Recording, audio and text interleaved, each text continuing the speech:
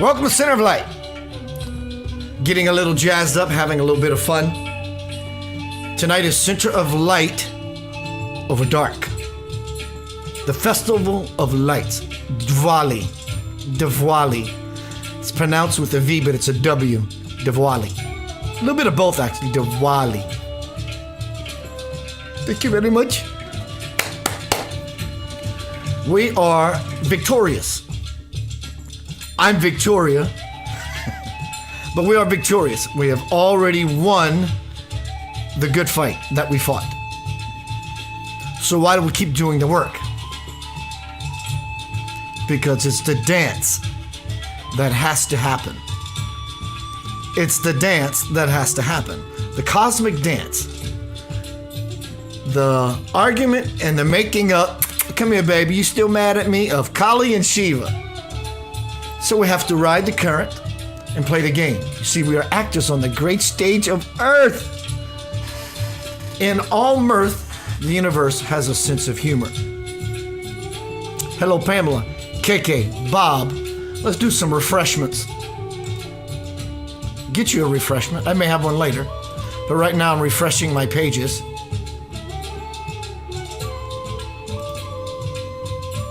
Keith Anthony Blanchard here. Good to see you. Yanava.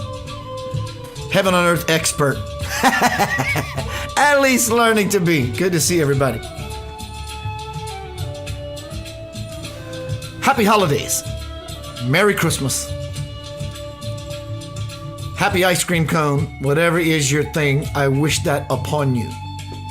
Tonight is Center of Light over Dark. Diwali. The Festival of Lights. Hello, Lord. Lights are being lit, lanterns are being lit, and they're lofted into the sky by the heat of the energy, the fire of those lanterns themselves. They elevate as above, so below. It's always this way, forever it will go. So these little lanterns, let's liken that to the human body. These little these canisters, has a wick ready to be on fire. They get illuminated, they build up some heat, some energy, and they begin to lift. This is an analogy, likewise, to what we are doing. But it's already been done in future tense. But right now, it can get pretty tense.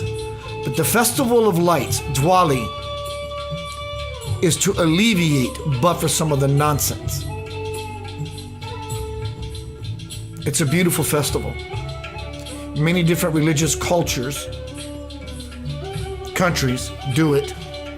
And they do it for slightly different reasons with the end goal in mind, which is the heaven on earth prophecy, which is already established 2,000 plus years ago, at least in Christianity and other scripture as well, spoke of this time. So it means it's done. We've won. Now we got to do the work. We got to do the spiritual twerk.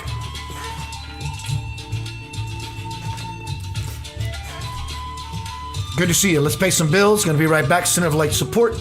Welcome everyone. I wish you oodles of abundance. May the goddess Lakshmi catch you off guard, throw you against the wall, and tongue kiss you all night long, impregnating you with abundance, grace. The Festival of Lights.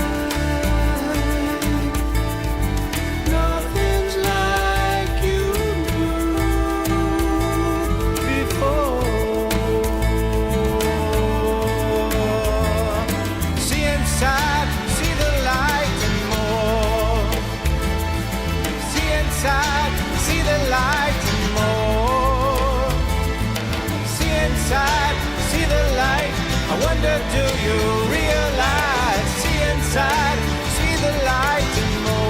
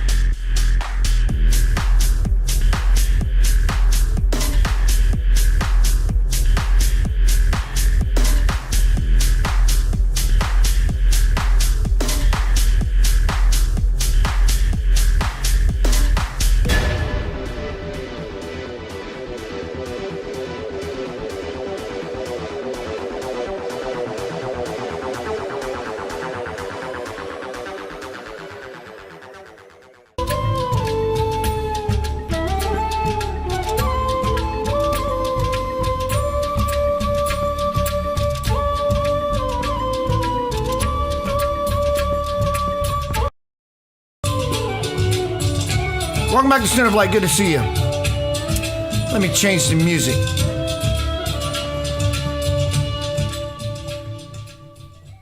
Check out this fade. Pretty cool, huh?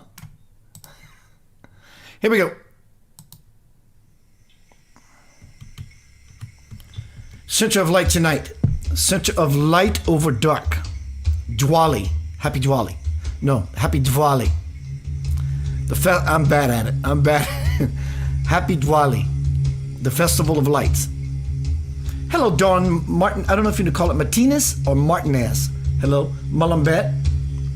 All right, y'all, let's get down to some Center of Light over dark beeswax. Happy holidays. All the lights, all the festivity, all the props. I like props. I'm an entertainer. That's what I do. Play music. I've been entertaining because I'm a goofball. All of my life, I'm a jokester. Happy Diwali to you too, girl. So let's get down to some beeswax. I have at the end of the night. Oh, before I go forward, if for anyone interested in purchasing any of those gifts donated by Robert Harrison, you saw the lot. But with the incense burner comes a package, not this big. I just want to show you the bling bling. Satya Sai Baba, who I went to see in India in the year 2000, and I've seen more miracles. Oh my God. The number one, the largest imported incense in the world. This comes with the incense burner if that's what you choose. Bruh, it smells like something you want to eat. Also, the Homecoming Experiential Workshop. If you're interested, send me an email to, I'm going to be doing a workshop. When I say workshop, it's probably, I promise you, not gonna last for only one day. It's probably gonna last for 4 weeks. We'll have one-on-one time as well as group sessions, and we're gonna get real. I won't hold any punches. Heed this warning. You come into this workshop, on the backside of it, the dawning of a new you will transpire. But you're going to have to wake up and eat some breakfast. And I'm going to learn a whole hell of a lot as well. Send me emails and title that as I posted in the forum. Let me know. I will wait till I get 20 entries, and then we're going to commence. Tonight is Center of Light over dark. Happy Diwali. I want to see who's plugged in tonight. Everyone that's here, send me a fire sign, a thumbs up. I'm here. Whatever you feel is dear to you to say. What's up, my brother Keith? Hello, everyone. Let's get down to some beeswax.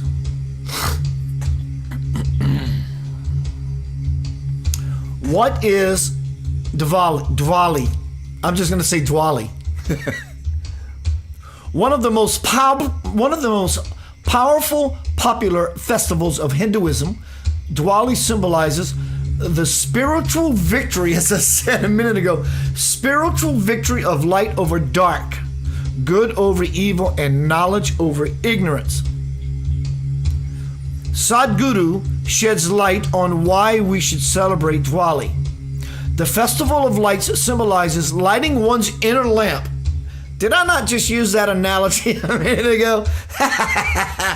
Symbolizes lighting one's inner lamp of awareness to bringing clarity to all of one's actions.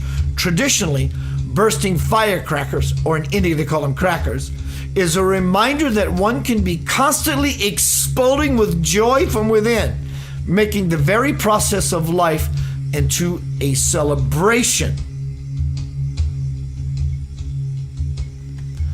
Sadhguru also says, Diwali, and what it is, lighting up in joy, love, and consciousness is vital in times of crisis. Hello, 2021. That could dump you into darkness. This Diwali, light up your humanity. This Diwali, light up your humanity to its fullest glory. Bruh. I'm going to let you look at two avatars. What is an avatar? Avatar is not this thing in computer or gaming. It is that. But what an avatar means in its true definition, old world definition, is God on earth, a divine descent. So, by Sadhguru and Swamiji Viswayogi, this is their support in Diwali. That is not the one. I just read that. So let's go to this one. First is Swamiji. On the occasion of Diwali, I call upon all people of the world to unite and work to destroy. He's God conscious. He used that word intentionally. He was not trying to spiritually buffer or spiritually hold back anything. I call upon all the people of the world to unite and work to destroy the elements that are causing unrest in the society and make this earth an abode of peace. It is my wish that Diwali, the Festival of Lights, should take us from darkness of poverty to the light of prosperity, from darkness of sorrow to light of happiness, and it should dispel the darkness of ignorance, which Sadhguru just said, should dispel the darkness of ignorance from the lives of men, of course, and women, and lead them all to the light of knowledge, thereby fulfilling everyone's life with peace and prosperity.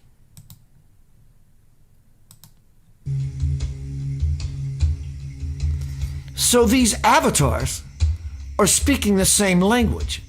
You heard the dovetail between what Sadhguru said and then Swamiji said. I'm going to attempt this. It's a tongue twister because it's in Telugu, India, from Swamiji. God on earth, fully illumined. He knows that I am talking about him right now from wherever he sits in the universe. He says, I wish that on this Diwali, everyone should be blessed with the grace of the 8 forms of Lakshmi.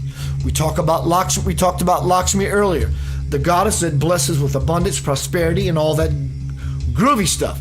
And by worshiping Sri Devi, Lakshmi, and Bhudevi, may the world be an abode of peace. In the past, this day is the historic day when the demon Narakasura, who was causing terror on the earth, was killed by Satyabhama with Krishna as his charioteer. Adi Parashakti incarnated as Stri to eliminate Narakasura, who is creating unrest on the earth. Today we find many Narakasuras. Hello, 2021. Today we find many Narakasuras, meaning demons on the earth. Deepavali has to be observed as a day for getting rid of all the bad qualities in ourselves, symbolized by the demon Naraskasura. Each of us has to fight and destroy the demonic forces within each by restoring to Satya, which means truth. As such, every man and woman has to become one Sri Krishna. Every lady has to become a Satyabhama and must become valorous. Every lady must illuminate her house by conquering human hearts with divine love. Hello, my brother Robert. Your ear must have been ringing. We were just talking about you. So tonight is about the Festival of Lights. Light over dark. Center of light over dark. Yanava, you heaven on earth expert. So we have already won. We are victorious. Hello, Lynn. I felt you come in. We win. In the end, we win. But we have to do the dance. The sacred dance of Kali and Shiva. The universe seeks, basically, entertainment. And it wants to know itself through all of us. Why? Because it's entertaining. And when we entertain this dance between Kali and Shiva, dark and light, in and out, up and down, hot and cold, the old ancient way becomes the very new way. This goes way beyond since you've been born. This goes way beyond since the earth was born. This goes way beyond the sun was born, the solar system, the galaxy. Do you see where I'm at? If you do, then you understand exactly where you are. This is the Festival of Lights, Diwali. Like I said earlier, if you can liken this lamp, the housing of a lamp, to our physical corporeal self, that we think this is what we are. And when we get lit by the torch, it creates energy and heat, illumination. And the lamp, you, or the lamp, begins to rise. And in the skies of India and all around the world, in many different cultures, they raise the torch. Trust me, carrying the torch of divinity is much lighter than carrying the cross that burdens us. It's a lot lighter. All right, let's keep moving. Center of light over dark. Happy Diwali, the Festival of Lights.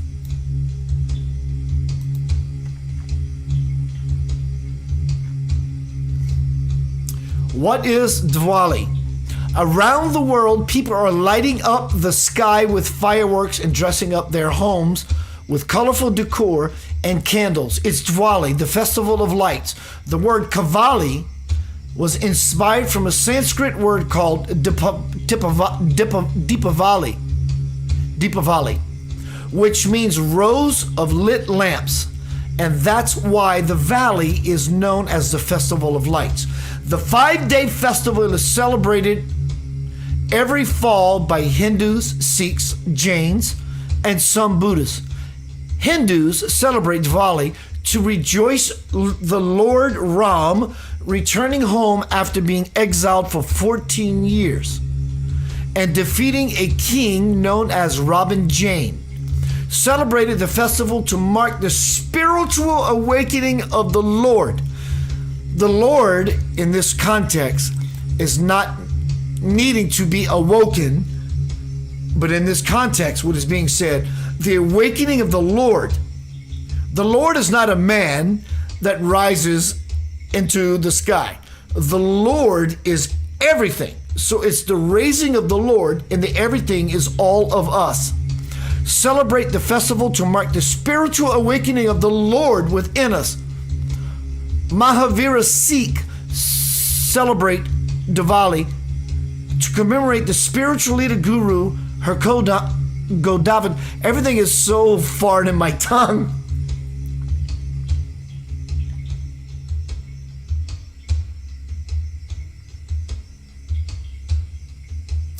Different reasons for celebrating Diwali. What they all have in common is the concept of new beginnings, light over darkness, and good over evil. Diwali is celebrated with prayers, fireworks, candles. I did mention that. Sadguru, earthly saint. Sadguru means earthly saint. Traditionally, a science was created how one should behave, so the significance of the festival has largely been ignored. It is time to bring this back so that we don't sink down into susceptible forces that are negative, which are always working upon us. For all of this traditionally, they created a science. I did read that was a duplicate, my mistake. There is genetically a dimension, the evolutionary memory within us, that thinks that as winter months, which we are now in, the winter, Diwali, as to why we light torches to illuminate the way through the dark periods of the year, that as winter months come, whether it actually got cold or global warming kept you warm, that's not the point. Changes have happened. The distance between the planet and the sun or positions has changed because of I got this transcript from Google, and so there's no punctuation, so it's a little tough. Because of that slowdown of life happened, let me ask you, if you were a bear, would you be hibernating? So there is a tendency for the body to hibernate. If you do not do this, the seed does not sprout. Nobody plants a seed from this season. Everything life slows down in the northern hemisphere.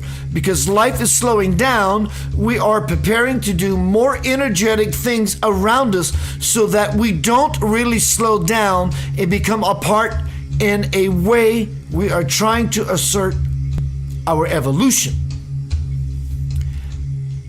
If we were some creature, we would go and curl up somewhere and hibernate. But now we can become human. We have transcended our biology. Here is the point. When I said earlier we have been already victorious, we've already won, but we got to finish the dance. So the story that will be told from the future vantage point you will receive the accolade, the award. You will go down in the books of forever.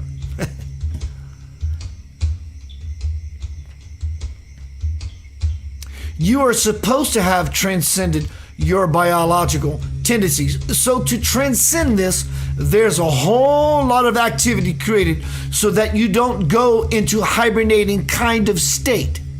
Physically slow down, mentally, little bit of depression could easily happen in everybody because the season is like that in colder countries. Definitely people experience this because things have slowed down within you. And in the northern hemisphere, not just because everything is slowed down, because our relationship with the sun, S-O-N, has changed, which is the basic source of life, the basic source of energy on this planet. So what this is saying, again, as always, as above, so below, on forever it will go. The whole galactic sphere of things is regurgitating and rebirthing and regurgitating and rebirthing. So this, though we may not see it in this kind of quickened interval, this is happening for those who are awakening into the fire of Diwali, the Festival of Lights. What is the Festival of Lights? It's you being festive and celebrating your life every day. Plurally, lights. Waking up, illuminating, consecrating your experience. Hello, Mary. It's been a while, girlfriend. She says, I slept 10 hours last night moving back to Tennessee from Buffalo. Welcome back to God's good earth. So, Diwali is about truly becoming illuminated. And it's not hard. Could it be as simple? What if your ritual could be?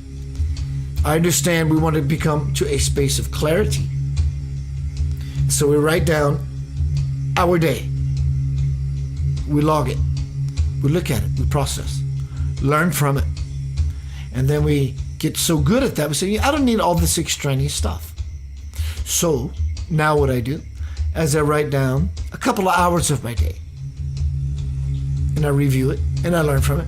So you get down to a day, half a day, couple of pages, a page, couple of paragraphs, to a paragraph. And what's happening in this refinement process, that we're removing everything that we said previously to becoming so clear that I can say it in a sentence. That is what I would call an everyday process of Diwali, which is, can it be as easy as lighting the lamp? I'm gonna let it burn. Can it be as easy as lighting the lamp? If you say, I don't think it can, it actually accentuates, accents, and proves my point. Because in this world of duality, if you think it can't, from such a place of it can't, has to be the space of it absolutely can. And not only can it is it, because it's reminding anyone who is in doubting mode that it can't. You see, every day that you illuminate yourself, you're lighting such a candle. Create an altar in your house. It will alter you. Put things on this altar that you revere, that's dear to you, that's near to you. Jesus, if that's your way. Nothing if that's your way, but your children, and said in such a way if that is the replacement. Many different deities, many different thoughts of flowers that someone gave you, pictures of memories of someone you loved that passed on. When you walk by this every day, it will change you.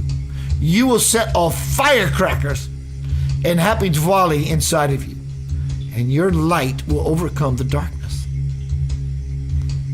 You become the sparkness. Create an altar. It will alter you. It will remind you every time you pass by it of everything that's beautiful. And from this earth, as you offer up what is worth to you to the heavens, as it rises up in Diwali, you will be blessed. Let's move into the video segment. Tonight is Center of Light over Dark. Happy Diwali. The illumination process, or the intent of, push has come to shove, and we all need to rise above all this trouble. Whose trouble? It's yours. We can blame, shame, and game everybody else, but who's feeling boogered, bothered, and or troubled? It's ourselves.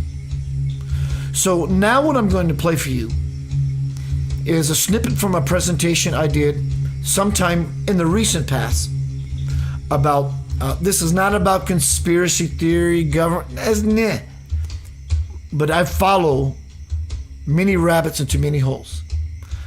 And what I use as my barometer is someone that has everything to lose and nothing to gain. And here's an insider that supports light over darkness. We have already won. That's why it's not like, let's pray for Diwali. Happy Diwali. Let's celebrate. It's already done. But this insider says that the cabal, the elite, the demons, the extraterrestrials, the aliens, if you will. Extraterrestrials are not aliens. Extraterrestrials are higher sentient, evolved beings. Aliens implies that you are not like us at all. You are alien from this planet and you don't belong here. It's called Project Looking Glass. Happy Diwali. No matter what, in all of our folly, they have lost. We have won. It's going to be about 10 minutes. I'll see you on the backside, the flip side, the inside, the outside.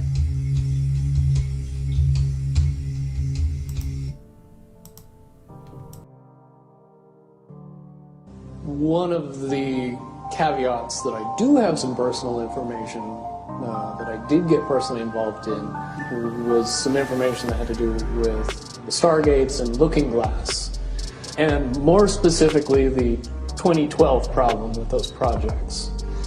The popular opinion of what's out there right now is that the project was shut down because there was a problem when we approached 2012. I've heard it described a number of ways, but to my knowledge, the problem is that the timelines converge on that point in time. And when you know enough about the Stargate projects and the Looking Glass project to know how string theory works and how the possibility of possibilities works and how making one choice over here doesn't necessarily mean that the other choice couldn't exist at the same time. But once you get your brain wrapped around this subject, you find out that at the end of 2012, in an easy way to put it, the choices that we make become less and less consequential to the future.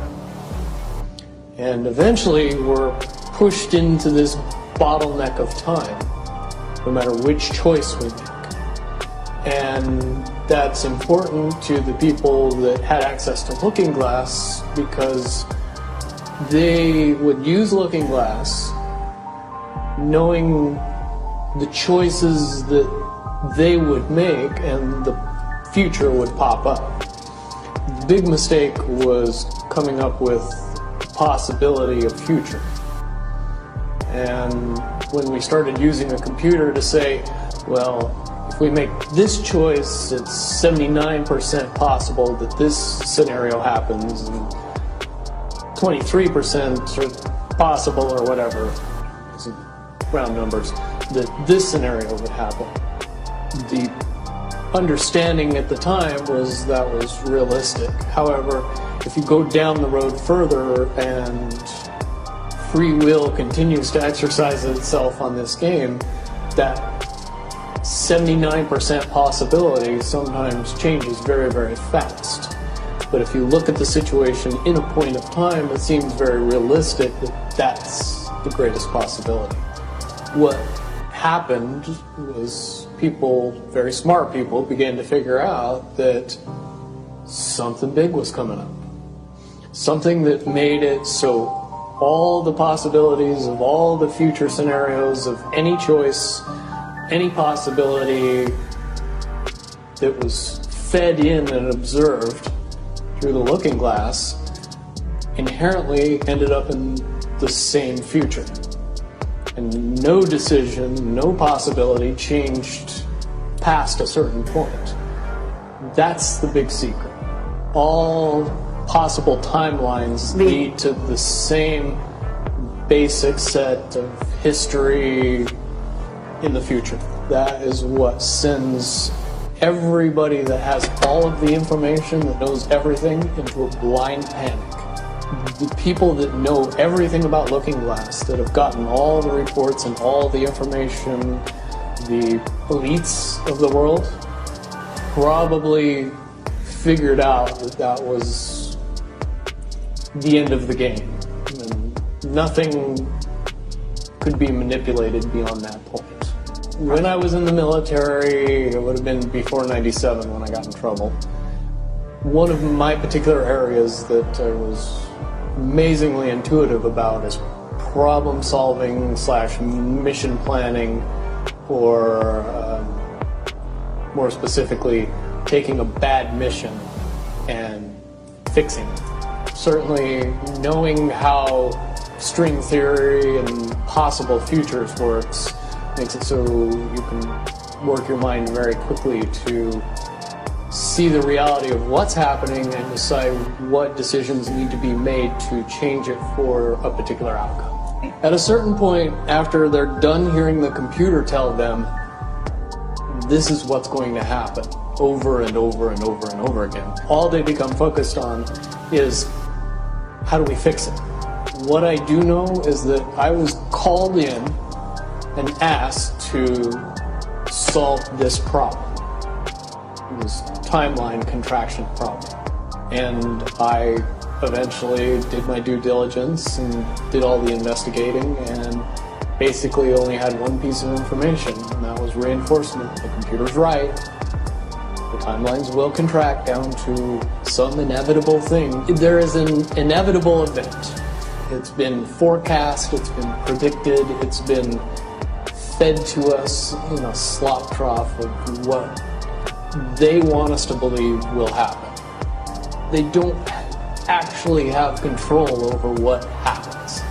They only have control over the reaction, and it seems that no matter what they try to do to cause their desired reaction, it's going to have an opposite effect. Much, much easier for me to explain today what that process is as opposed to back then. If I had to give it a name, I would say it's the awakening process. It's an evolution of consciousness that cannot, will not, and no matter what decisions or possibilities are injected into the equation, eventually it all resolves down to us all learning the truth and becoming aware of this massive dam of lies that has been built that keep us from knowing massive volume of information that we should otherwise possess. Essentially what happened with Looking Glass, not only did they not want people to use it anymore because they knew it was just going to burp out the same thing, but at the same time they didn't want anybody else to know what it was saying. I'm sure. Because that information was a monumental concern when I was in the military about how to prevent this inevitability. Now, at first I thought it was end of the world. Now I see end of the world as end of their world. The biggest cherry on top of all this conversation would be a synopsis to say that if I could convince everybody out there that for all intents and purposes, what we believe to be true eventually becomes true. If somebody convinces us that a major disaster is going to happen in the very near future, a major disaster happens in the very near future. If we don't buy into that fear and accept that there's really nothing that we know is going to happen, and accept of whatever happens, that makes the convergence of the timelines happen as naturally as possible. Any attempts to try to go away from this one inevitable conclusion, I again see as a new beginning, an end of this reality, the beginning of something that we can't even possibly understand based on the level of our beliefs currently. But when all that information comes flooding out, there's going to be no denying what's true and what's a lie or what's illusion. Basically, what we're experiencing right now is two master chess players sitting at the board. And one of them looks down at the board and sees that he's in checkmate in 7 moves. And he looks across at his opponent and he knows that his opponent sees it too, so there's no getting out of it. So at this point, the loser can only prolong the game. Both players know the game is over. It's only a matter of time before he does this, and then you're forced to do this, and then he's forced to do this, and eventually checkmate.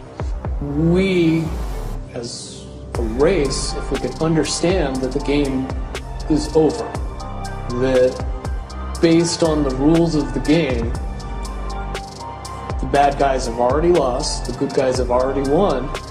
Yes, there's moves left on the table, but those moves are being forced by the player that is going to win. The only way that checkmate can't happen is if the player that's winning makes a mistake. But from all of the information that I've gathered, all of the information that's been given, all of the information that's been vetted to me, it seems pretty obvious that the good guy player on the side of the chessboard knows exactly what has to be done to win the game. And so at this point, any mistake would be all but impossible. But again, you really have to understand the game to know that the guy that's losing is lost. And I'm sure most people sitting watching a chess match between two advanced chess players know the game's over long after the two players know it's over. Because they can't see the board and see that there's only 7 moves left.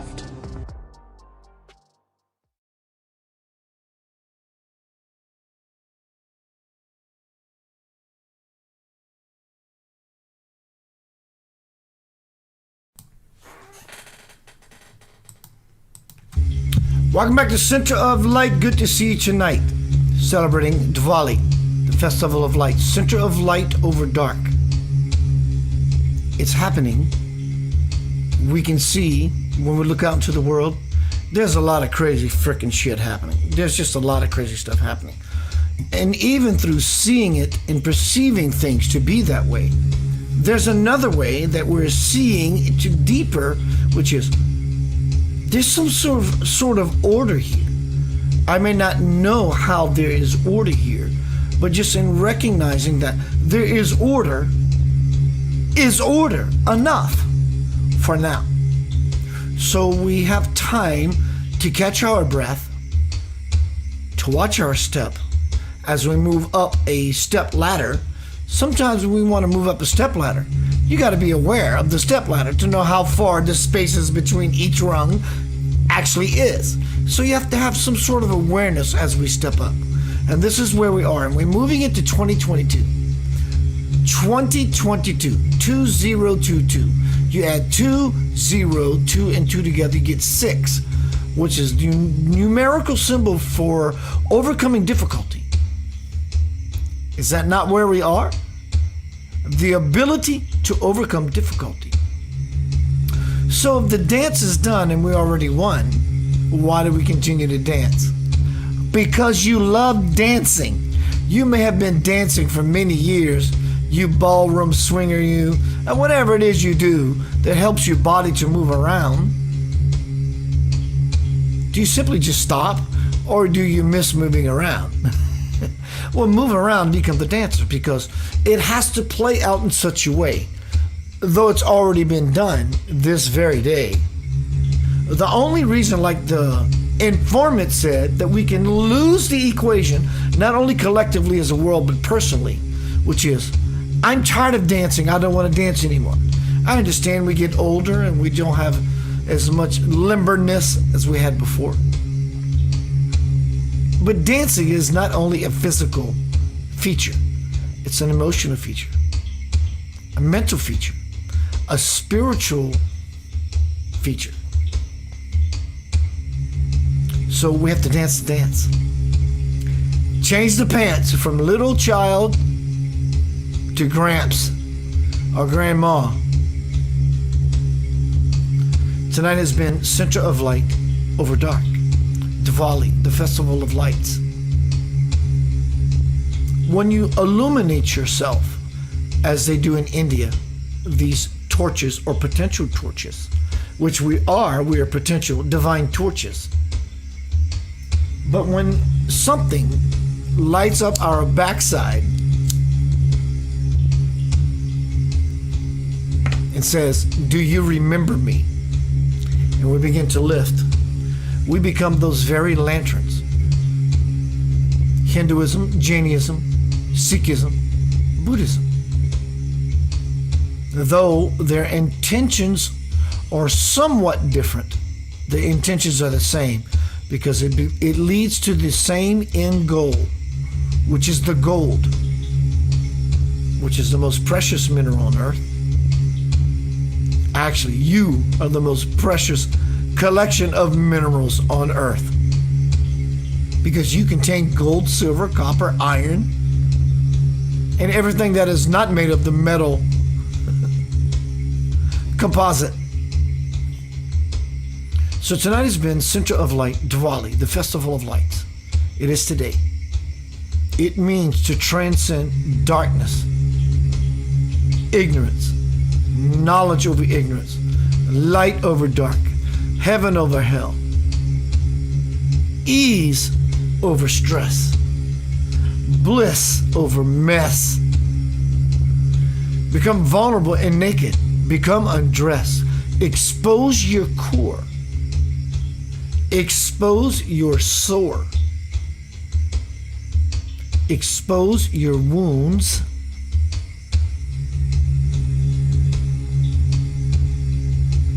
Illuminate. How do I do that?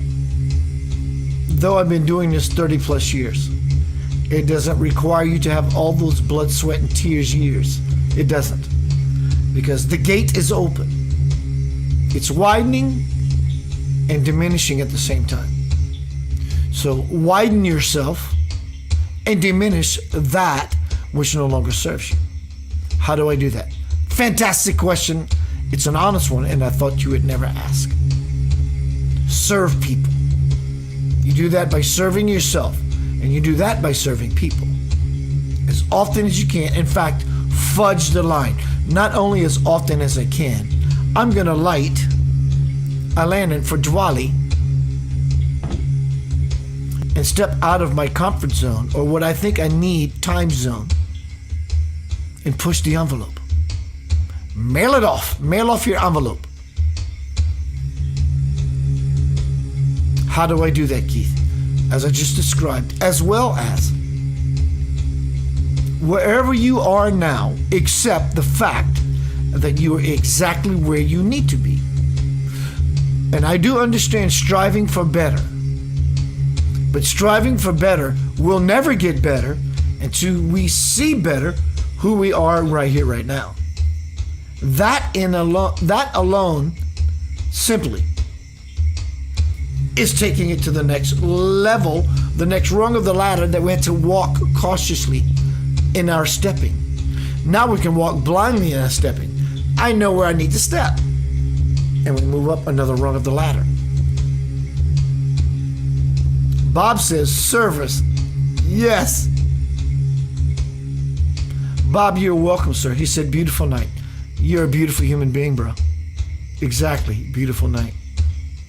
Mullenbet says, Festival of Light in my place where I live, the whole neighborhood is lighting up fireworks. Now I'm freaking jealous. So, before I disappear, the Festival of Lights. What is it? It occurs in a few different nations around the world. And I think America is being the latest. Last night I struggled for this word. Nominee. We're being nominated. Well, here we are in America. North America, not meaning America, United States. Here we are around the world, and we're understanding and we're getting the idea of illuminating. The world is fucking waking up. Not blaming anybody. We're waking up for the sake of coming out of a long night's slumber. We've been chopping lots of spiritual lumber. Have we been getting smarter, or have we been getting dumber? The B is not silent. Dumber. Don't be silent. Stand up. Make one hell of a noise to invoke the angels from heaven above to give you the attention that you deserve and love. Command attention. Command presence. Be that beautiful Diwali self. Illuminate your light. Stand up. Every day, every night. There's a lot of fright potential coming, but you have to illuminate. What does that mean? It doesn't mean anything. It means prepare yourself to let go of a whole bunch of shit. How do I do that? I can't explain that to you except tell you what got me lit, which is no matter what happens, I am always okay. And then something slaps you across the face. It'll take you off of your center and give it about 30 minutes at most from such a splinter, and you will realize, I'm here now. That happened 30 minutes ago. It didn't kill me. This is the model. No matter what comes down the pipeline, it may take you off your center because it wants to invite you back to your center in contrast. So what do? As it knocks you off of your balance, allow yourself to grieve, to fear, to freak, and then after you're in the room, punching a pillow metaphorically, gain your composure, stand erect, illuminate your fire, your lantern, allow it to go higher. You see, spirituality and your divine parent has never been hard. There's nothing about God that is hard whatsoever. Nothing about God is hard. Become simple. Become simple-minded. Become simple-hearted.